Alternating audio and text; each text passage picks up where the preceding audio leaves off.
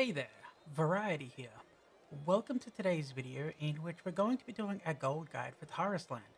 Now, I don't usually do gold guides, especially for Tarisland because it's usually related around professions.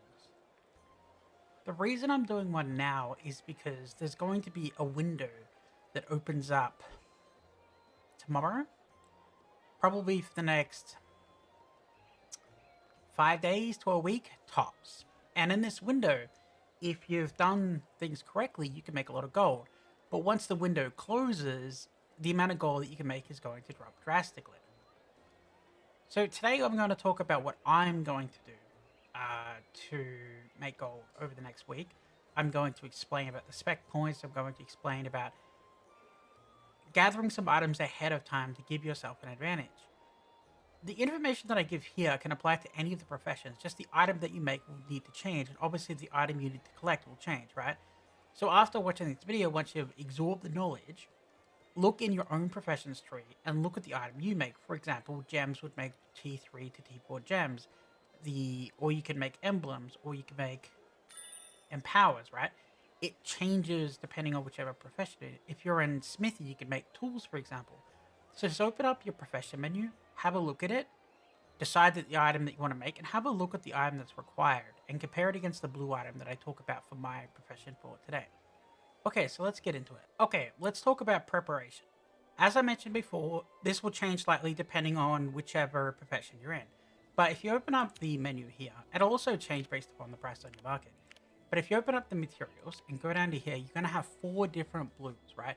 They're going to come from different professions depending on whichever it's gathering. And I'm sure by now a lot are on your market.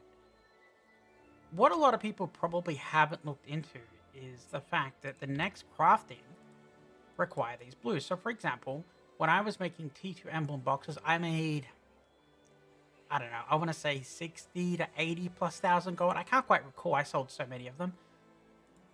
But now the next tier box, which is even better, it uses blue items as well, right? So what people are doing is they're mass buying the blue items on the market and they're stocking them up. And what they're going to do is they're going to use the tools, which I'll talk about in a moment. They're going to use the tools to gather whichever one they're in. They're going to buy a couple of the extra purples and they're going to spam make items straight away. So they're going to like try to proc T4 gems and empowers and sell them for like Omega bucks. Or they can make purple toolboxes, which people are going to buy because people need them to collect the purple items, right? So, for example, here, the linen cloth, right? When you get the purple toolbox, you're no longer collecting the blue. You're collecting the purple, which not only does this class need, but the other classes need as well. So even if you don't do crafting, like let's say that you don't want to do the crafting section, right? This also partially applies to you and you can make some money if you go about it correctly. So let's continue talking about the preparation. So if I open up my bank, you'll see here that I've been buying up and collecting nature's power for a while. Why have I done that? Because I suspect that the price will probably go up tomorrow when people start making items. So if I open my crafting menu, for example, and go down to emblem chest, you'll see here it's going to cost me 6 nature's power per craft. So the nature's power is going to disappear pretty rapidly. And you're going to notice the same thing happen in your market. You're going to notice that people are trying to make their T3 gems, T4 gems, stuff like that, and whatever the blue item is, it's going to disappear from the market. That's why people that are ahead are mass storing up whatever blue item they're intending to make, and they're sitting on it. This obviously doesn't always apply, because like, look at this gear, right? This doesn't have a blue. So you need to look at your profession and find out what blue item applies to your next tier and look into it.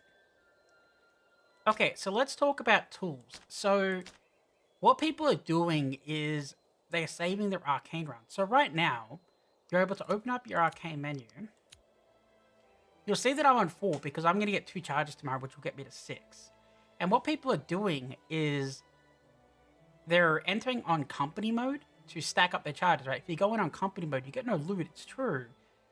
But you don't use a reward chance. So people are going to go into Saturday with 6 out of 6, and they're going to spam all the dungeons to get the purple tools because you have 6 loot shots, right? You can make this quicker if you use the gold coins. I'm not sure if I got any on me here. The gold coins, which are located in here. Here we go. you can use these to make it so you get, your drops faster if that's what you want to do. But by running the arcane 6 times, you'll have 6 attempts at getting purple tools rather than blue tools.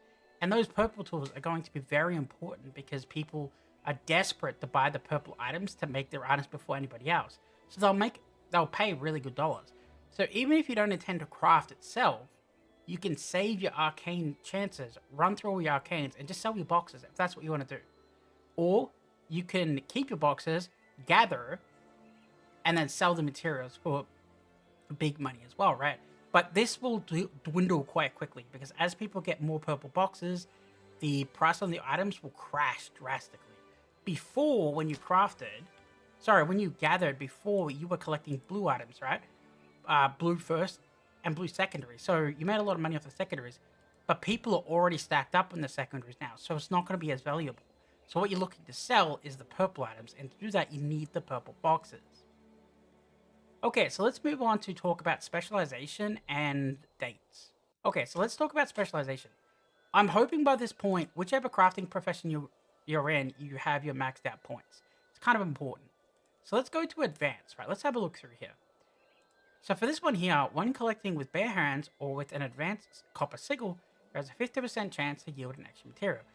The main thing you want to care about here, advanced copper sigil, right? So you're going to be farming these if you do your 6 arcanes, and you're going to be using these. So you want to put 2 points into here to get 100% chance to gain an extra material. Or you could go here when using a purple copper sigil. If you've got 2 points in it, it'll be plus 40% for the nature's power. I don't know how this is going to work out though, because as you just saw in my bank, people that are looking to really craft, they've already bought up all their blues for really low prices. So they're not going to be on the market trying to buy mass amounts of them. So this may not be very applicable. You may be better off going here. I don't 100% know yet. But I think I'm personally going to go in here because I want to get the purples so I can make more of my emblem boxes. As I mentioned before, double check what items you need in your profession. Okay, so let's talk about timeline, right? So if we go into here and we go into gameplay overview, get a weekly calendar.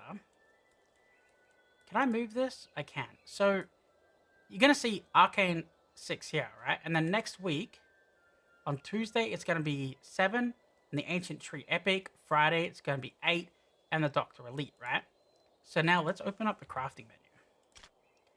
So what you need is you need gold specialization coins.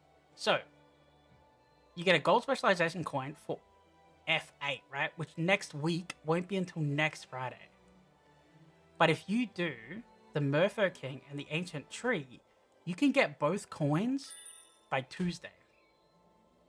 Right? So if people are waiting to do the Arcane Flow 8 to get their 2 points to be able to gather more efficiently, and you do your epics, you're going to be a couple days ahead of them. You're going to be gathering or crafting at a better rate.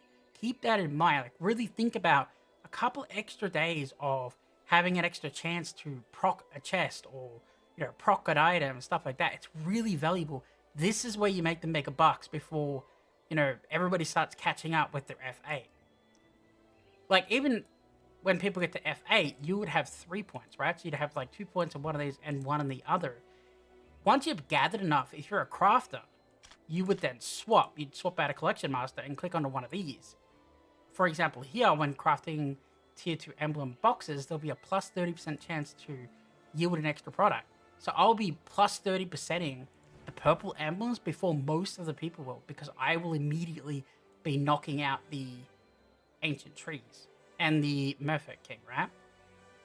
So just really look into your profession and, see what you have and see how many arcanes you can push with your purple tools.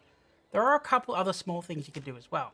So for example, if you open up the other one and you go into the Destiny shop, the Destiny shop has already re-rolled, and it's re-rolled blues, which is unfortunate.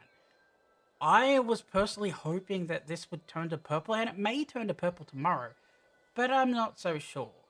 At this point, though, I wouldn't really recommend buying the blues because it's not really worth it. However, the Vigor Potions, I hope you've been buying these and sitting on them.